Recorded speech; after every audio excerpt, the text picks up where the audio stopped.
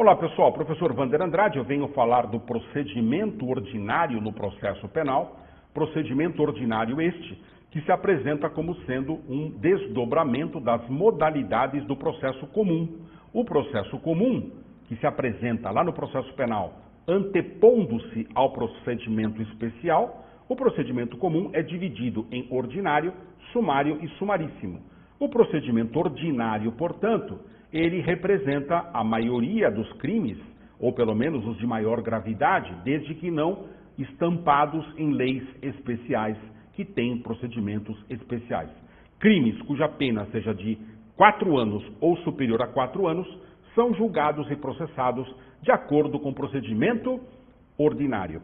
Portanto, pessoal, já concebendo, já sabendo que o procedimento ordinário nada mais é do que um itinerário, do que um mapa onde você percorre vários degraus, várias etapas, etapas estas que vêm uma após a outra, etapas estas que vêm concatenadas, encadeadas, como elos de uma corrente, é importante que nós conheçamos um pouco essas etapas.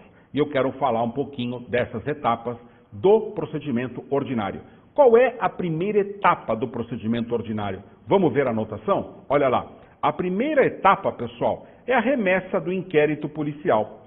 Depois vem a distribuição e vista ao promotor, o oferecimento da denúncia ou queixa e a análise do juiz se o caso é de rejeição liminar. Então vamos comentar um pouquinho essas 4 etapas? A primeira etapa, portanto, pessoal, ela termina naquele momento em que o delegado de polícia, mormente, faz o relatório do inquérito policial. O inquérito policial é indispensável na ação penal pública? O inquérito policial é absolutamente necessário na ação penal privada? Não, não. Nós vamos ouvir falar que o inquérito policial é uma peça meramente informativa. Contudo, na prática, pessoal, nós vamos observar, principalmente nos crimes de ação penal pública, aqueles cujo titular é o Ministério Público, aqueles em que o Ministério Público, o promotor de justiça, é o dominus litis, o dono da ação penal, nós vamos verificar que a grande maioria dessas ações penais são precedidas de inquérito policial, são precedidas de investigação.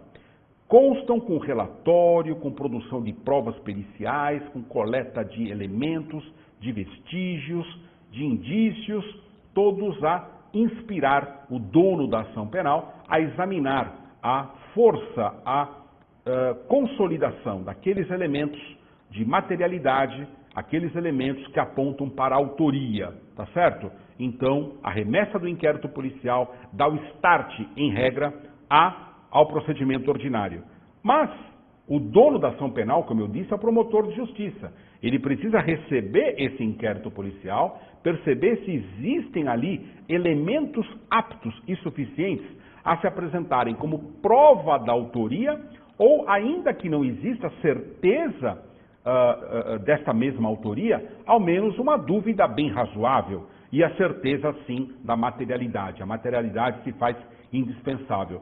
Portanto, diante da razoável certeza, da razoável dúvida a respeito da autoria, mas havendo materialidade, pode o promotor de justiça oferecer denúncia.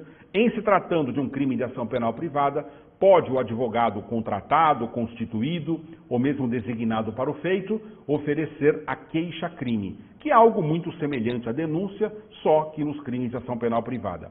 Muito bem, a partir daí, o que tem que haver, pessoal? O oferecimento da denúncia ou queixa. O Ministério Público tem que oferecer a denúncia, tem que elaborar a denúncia, tem que qualificar ou identificar a pessoa acusada, tem que discorrer sobre o fato criminoso, tem que apontar os artigos do Código Penal ou da legislação penal especial, onde aquela pessoa teria incorrido com seu comportamento delituoso e, a partir daí, oferecer a denúncia. O mesmo ocorreria em se tratando de uma queixa-crime numa ação penal privada. Espera-se que o advogado, contratado, constituído, designado para este fim, possa apresentar os mesmos elementos, dadas as devidas proporções, daqueles posicionados no âmbito de uma denúncia. Nesse tocante, oferecida a denúncia ou oferecida a queixa-crime, tudo isso vai para a mão do juiz. O juiz criminal ele vai receber a denúncia ou vai receber a queixa-crime e ele vai analisar se é o caso de rejeição liminar. Então o juiz, como já vimos, poderá rejeitar liminarmente. Se o juiz rejeitar liminarmente, nada há o que possa ser feito. Claro, há recursos, o Ministério Público poderá interpor, não caberá recurso por parte do suspeito ou indiciado até então, até porque não houve, né, pessoal?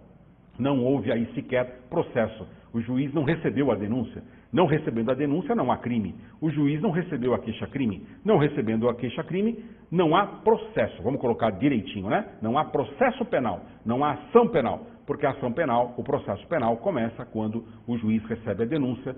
O processo penal, a ação penal começa quando o juiz recebe a queixa-crime. Que mais? Quais são as próximas etapas, pessoal? Olha lá. Não sendo reconhecida a hipótese de rejeição liminar, o juiz recebe a denúncia, vamos falar aqui dos crimes de ação penal pública, ordena a citação do acusado para responder à acusação por escrito no prazo de 10 dias. Já havíamos, inclusive, comentado essa questão. Com a resposta do acusado, o juiz analisa a possibilidade de absolvição sumária. Havendo elementos para absolvição sumária, exemplo, atipicidade da conduta, exemplo, excludentes da ilicitude, exemplo, excludentes da culpabilidade, exceto inimputabilidade, o juiz pode proceder à absolvição sumária. Não sendo hipótese de absolvição sumária, o que deve fazer o magistrado? O magistrado deve designar dia e hora para audiência de instrução e julgamento. Então, o acusado ficará ciente de que haverá uma audiência judicial e nesta audiência judicial, aquelas provas que ele requereu, aquelas provas que ele postulou lá no âmbito da resposta à acusação, poderão ser trazidas para esse momento do processo, para esse instante do rito procedimental, assim chamado instrução. Audiência de instrução, audiência de julgamento. Na audiência de instrução, nós vamos provar a responsabilidade do acusado ou sua irresponsabilidade, ou, eventualmente, a inexistência de elementos aptos e suficientes a convencer o juiz da existência de um determinado crime. Para aqui? Não, o procedimento prossegue. Vamos lá, pessoal. Temos mais aqui etapas a serem percorridas. Número 1, tomada de declarações do ofendido. Vejam que agora eu já cheguei na audiência de instrução e julgamento. Então eu vou ouvir a vítima, eu vou ouvir o ofendido. O ofendido ou vítima é a primeira pessoa que eu vou ouvir. Na sequência, eu vou ouvir as testemunhas da acusação, que podem ser no máximo 8 no procedimento ordinário. E na sequência, eu vou inquirir as testemunhas da defesa, que segundo o procedimento ordinário, devem ser no máximo 8. Ainda assim, havendo necessidade, eu posso pedir esclarecimento dos peritos, eu posso também determinar como juiz a realização de acareações. O que são acareações? Acareações é o confronto eventual de testemunhas, é o confronto de pessoas que tenham realizado os depoimentos contraditórios, controvertidos, e nesse tocante, buscando a verdade, o juiz pode posicionar frente a frente pessoas que colocaram depoimentos que não estão batendo, que estão em conflito, que não estão consoante uma linha lógica e harmônica dos fatos tais como ocorridos, eu posso determinar as acareações. Também os peritos poderão ser chamados nesse momento para esclarecer aquilo que porventura eles possam ter feito lá no inquérito policial. Lá no inquérito policial, que normalmente é realizado particularmente em crimes que deixam vestígios, há provas periciais produzidas de antemão. Então, aquelas provas periciais elaboradas por experts, por especialistas, por peritos, podem demandar a necessidade de serem ouvidos esses mesmos especialistas em juízo, e isso se fará no âmbito da audiência de instrução e julgamento. Vamos em frente? Temos ainda um pouquinho mais. dentro da audiência de instrução e julgamento, olha o que nós temos aqui, pessoal, a possibilidade do reconhecimento de pessoas e coisas, o interrogatório do acusado e ainda o requerimento de diligências. No requerimento de diligências, poderá acontecer, não necessariamente, mas poderá acontecer a cisão da audiência, com a consequente apresentação de alegações finais por memorial ou por memoriais.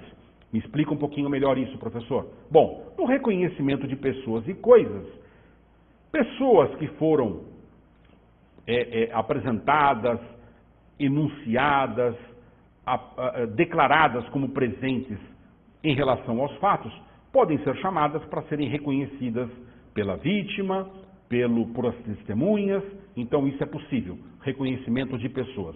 Pode ser que a necessidade de reconhecimento se dê sobre objetos, sobre armas, sobre veículos, sobre trajes, sobre objetos em geral. Isso também se fará possível no âmbito de uma audiência de instrução e julgamento.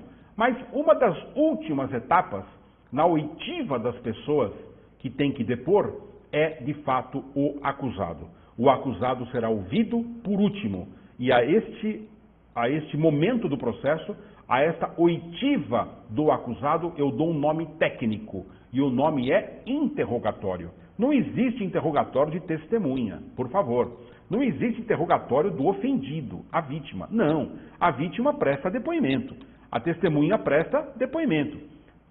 O acusado não presta depoimento. Ele é interrogado. Ele é ouvido em interrogatório.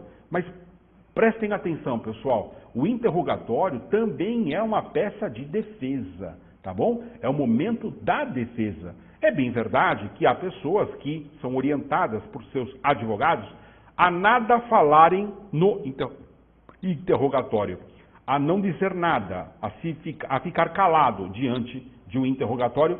Isto é possível, isto é um direito do acusado, é um direito do réu não falar. No entanto, querendo usar esse direito, querendo fazer uso dessa prerrogativa do interrogatório, pode e deve o acusado utilizar-se para falar, para explanar, para apresentar a sua versão dos fatos, que muitas vezes será suficiente, se não para convencer o juiz da sua mais ampla inocência, ao menos para trazer ali no espírito do juiz a semente da dúvida. E nós sabemos que neste momento, aquilo que aconteceu lá no começo, do indúbio pro societá, quando o juiz não tinha certeza da existência das excludentes de culpabilidade, das excludentes de ilicitude, mas agora, na dúvida, não pode o juiz condenar. O juiz tem que absolver. É um princípio do processo penal, é um princípio do processo democrático, absolver quando não há certeza, ainda que existam alguma dúvida a respeito da responsabilidade. Por último, pessoal, vamos lembrar que pode e deve haver aqui, é o espírito do processo penal, fazer com que, no final do processo, ali mesmo, da audiência de instrução e julgamento, existam debates orais e o julgamento. Mas isso pode não acontecer em duas situações. Pode não acontecer o julgamento e o debate oral ali no procedimento ordinário em duas hipóteses. Quais são elas? Número 1, quando a causa for complexa. Quando a causa for complexa, o juiz não deve promover o debate oral na audiência de instrução e julgamento. O juiz não deve julgar nesta audiência. Ele deve conceder prazo para o Ministério Público, conceder prazo para a defesa, para que ambos apresentem as suas alegações finais por escrito, por memoriais. Mas não é só essa hipótese, a da complexidade. Também se fará, é possível, postergar o julgamento, determinar que advogado e Ministério Público apresentem memoriais, as alegações finais por escrito, quando ambos se manifestarem pela necessidade da produção de diligências. Então, se ainda assim, lá no finalzinho, houver uma necessidade de uma diligência, por exemplo, surgiu uma testemunha em meio ao procedimento que ninguém sabia dela. Então, eu, como advogado, ou eu, como promotor, posso requerer ao juiz uma diligência complementar, uma diligência adicional, e a existência desse pedido de diligência, ao certo, se reconhecida pelo juiz como relevante, vai adiar o julgamento para o momento posterior. O juiz vai determinar a produção e a apresentação de alegações finais por memoriais, e tão somente depois de receber e analisar essas defesas escritas, aí sim, o juiz julga, edita e proclama a sua decisão através da publicação da sentença. É isso, meus amigos. Chegamos aqui ao final para concluir aquilo que tem, talvez, de mais relevante, de mais importante no procedimento ordinário. Há vários outros detalhes, há vários outros aspectos, e eu te convido a estudar, a conhecer com maior profundidade as nuances e as características que ornam e que fazem parte integrante do chamado procedimento ordinário no processo penal. Forte abraço, até o próximo encontro.